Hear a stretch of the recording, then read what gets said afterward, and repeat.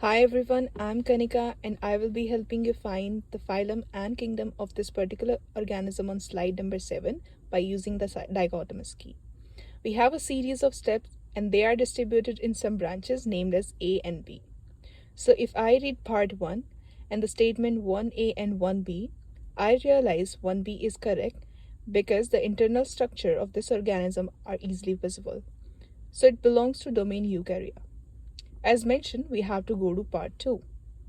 So from 2A and 2B, it seems like it's multicellular and it's easily visible. So we have to go to part 3. As we move to part 3, from 3A and 3B, there is no green thing. That means there is no chlorophyll.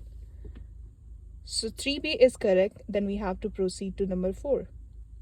From 4A and 4B, the tissues of this organisms are usually composed of 2 or more layers. It could have nerve cells or muscle cells, and it could be sessile or motile. So we can say that it belongs to kingdom Animalia, and as mentioned, we can proceed to part 6. So moving further to part 6, to kingdom Animalia, we have two statements as well for part 1.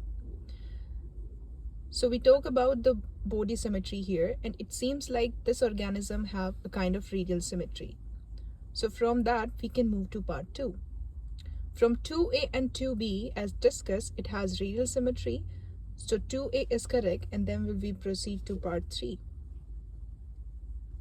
From 3A and 3.1, it's clearly visible that body is soft, sac-like and umbrella-like, and it has numerous tentacles radiating from around the edges.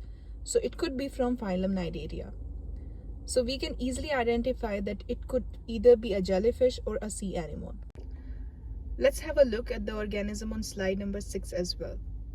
From part 1, I realized that this belongs to kingdom Animalia because the cells are generally 10 micrometer to 100 micrometer, and it's easily visible. Along with that, there is no chlorophyll.